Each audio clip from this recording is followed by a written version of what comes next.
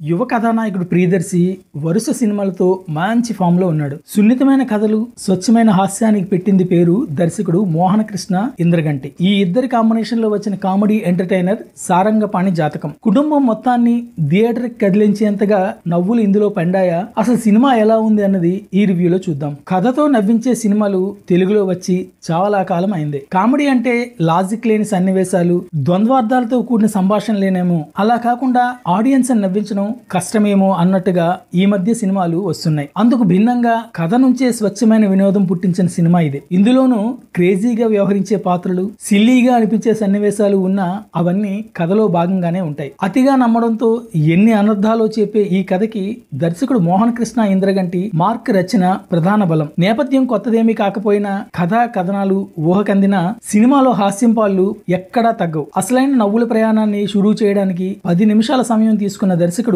ఆ తరువాత గేర్ మార్చాడు. శ్రీనివాస్ అవసరాల రాకతో సినిమా గమనం మారిపోతుంది.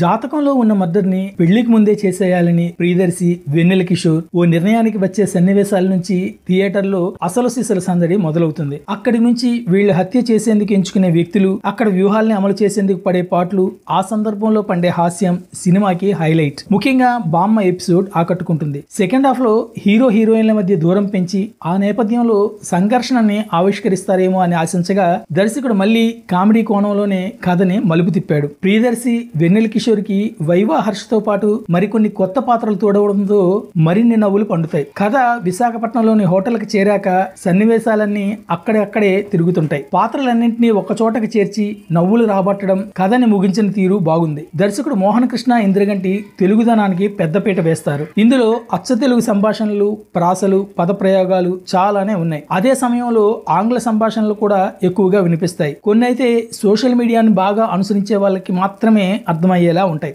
ఆల్ఫా మేల్ సహా చాలా సంభాషణలోని వ్యంగ్యం నవ్వించింది. ఎక్కడ అసభ్యకరమైన సన్నివేశాలు ఉండవు. వేసవిలో ఇంటిల్లిపాది కలిసి చూసేందుకు అనువైన సినిమా ఇది. సారంగపాణి పాత్రలో ప్రియదర్శి సందడి ఆకట్టుకుంటుంది. కామెడీ సన్నివేశాల్లో మంచి టైమింగ్ ని ప్రదర్శించాడు. హీరోయిన్ రూపా కొడువాయూర్ ప్రాధాన్యమైన పాత్రలో కనిపిస్తూ అందంతోనూ నటనతోనూ ఆకట్టుకుంది. వెన్నెల కిషోర్ దాదాపు ప్రతి ఫ్రేమ్ లోనూ కనిపిస్తాడు. హీరో సమానమైన పాత్ర ఆయనది. రాంకీ పాత్రలో వైవా హర్ష సెకండ్ హాఫ్ లో నవ్వులు పంచుతాడు. కథలోని క్రైమ్ కోణం శ్రీనివాస్ అవసరాలది. జిగేశ్వర్ గా ఆయన నటన సినిమాకి కీలకం. వికే నరేష్, శ్రీనివాస్ వడ్లమాని, కల్పలత, రూపలక్ష్మి తదితరులు ప్రాధాన్యమైన పాత్రలో కనిపిస్తారు. సాంకేతికంగా సినిమా ఉన్నతంగా ఉంది. వివేక్ సాగర్ స్వరపరిచిన పాటలు, నేపథ్య సంగీతం సినిమాకి ప్రధాన బలం. పీజీ విందా కెమెరా సినిమా నాణ్యతని పెంచింది. ఎడిటింగ్ తో పాటు ఇతర విభాగాలు మంచి తీరుని కనబరిచాయి. దర్శకుడు మోహన్ కృష్ణ ఇంద్రగంటి కొత్త కథను చెప్పడం కంటే కూడా ప్రేక్షకులకు బాగా పరిచయం ఉన్న కథ నేపథ్యాన్ని, పాత్రలనే రాసుకుని వాటితో కొత్తగా నవ్వించే ప్రయత్నం చేశాడు.